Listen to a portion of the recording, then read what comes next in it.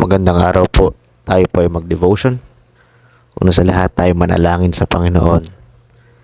Panginoon naming Ama sa langit, tunay Panginoon, kayo po ay napakabuti at ang daming biyaya na aming natamo sa pang-araw-araw.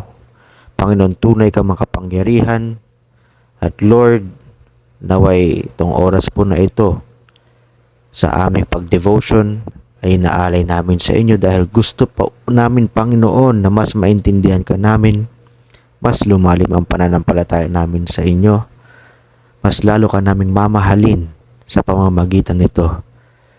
At Panginoon, naway patawarin niyo kami sa mga kasalanan namin at kung maaari Lord, ay talagang kontrolin niyo kami para hindi na magkasala laban sa inyo, para hindi na namin kayo masaktan.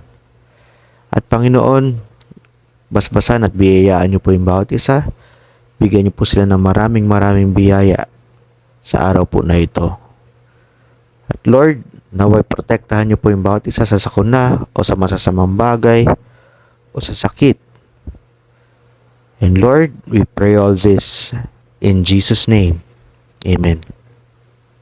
Ang titulo po ng ating devotion ay Hinahamon ang Isang Kapatid. Ayon sa Matthew chapter 7 verse 5 sa ikalawang parte, at kung magkagayoy makikita mong malinaw ang pag-aalis ng puwing sa mata ng iyong kapatid. Narito ang pagtutuwid ni Jesus sa maling paghatol. Una sa lahat, ipinagtatapat natin ang ating sariling kasalanan na kadalasang kasalanan ng pagkamamatuwid sa sarili at ng espiritu ng paghatol sa iba at humihiling ng paglinis sa Diyos. Kapag nalinis na ng ating kasalanan o ang ating kasalanan, kapag inalis ang troso sa ating mata, makikita natin ng malinaw ang kasalanan ng ating kapatid at matutulungan natin siya. Mas malinaw din nating makikita ang lahat, ang Diyos, ang iba, at ang ating sarili. Makikita natin ang Diyos bilang ang tanging hukom, ang iba bilang nangangailangang makasalanan na katulad natin. Makikita natin ang ating kapatid bilang isang kapatid sa ating sariling antas at sa ating sariling mga kahinaan at pangangailangan. Ipinakikita ni David ang tamang balanse ng pagpapakumbaba at pagkamatulungin sa Psalms chapter 51. Likhain mo ako ng isang malinis na puso, O Diyos, at baguhin mo ang isang matatag na espiritu sa loob ko. Ibalik sa akin ang kagalakan ng iyong pagliligtas at alalayan ako ng kusang espiritu. Kung magkagayoy ituturo ko sa mga mananalangsang ang iyong mga daan at ang mga makasalanan ay magbabalik loob sa iyo. Sinabi ni Jesus kay Pedro na pagkatapos niyang gumaling mula sa kanyang moral na pagtalikod, maaari niyang mapalakas ang kanyang mga kapatid. Makikita niyo po yan sa Luke chapter 22 verse 32. Ang lahat ng paghaharap ng kasalanan sa iba ay dapat gawin dahil sa kaamuan, hindi sa pagmamataas.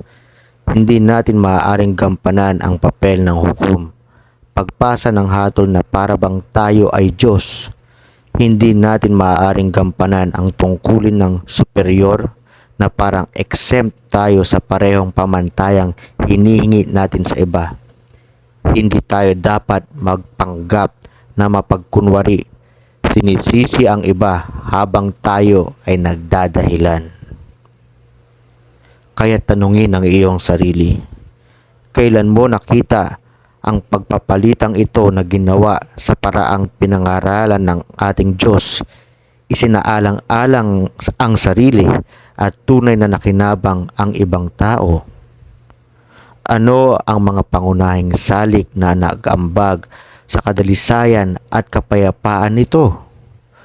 Paano hinarap ang pagsaway ng pinagsabihan na tao? Ano ang magiging pagkakaiba kung ang taong iyon ay ikaw? Tayo manalangin. Panginoon, kami po'y nagpapasalamat sa tinuro niyo po sa amin. Panginoon, salamat po sa devotion na ito. Naway Lord, maintindihan namin ito, isa puso namin ito, at isagawa, pagkat kami, Panginoon, ay parehong makasalanan katulad ng tao, at ikaw, Panginoon, ang superior sa lahat, hindi kami. At Lord, kung kami makasalanan, gayon din ang aming kapwa.